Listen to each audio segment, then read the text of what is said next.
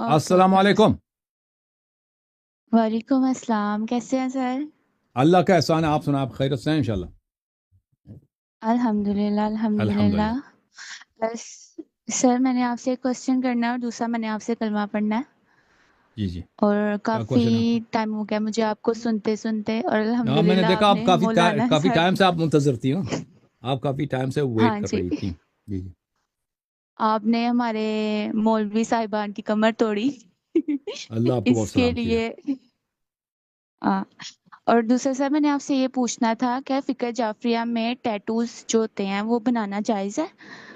जैसे हम आयमा मासूमीन का नाम लिखवाते हैं और ये सब कुछ। तो बदन में उनका नाम क्या ये लिखवाना उनकी जायज़ है? बेहुरमती है, क्योंकि इंसान बेवजू भी हो जाता है, इंसान पे गुस्ल भी वाजिब हो जी जी। जाता है, बदन इंसान का नजिस भी हो सकता है, तो उनकी ये बेहुरमती है, ये नहीं करनी चाहिए। टैटूज़ का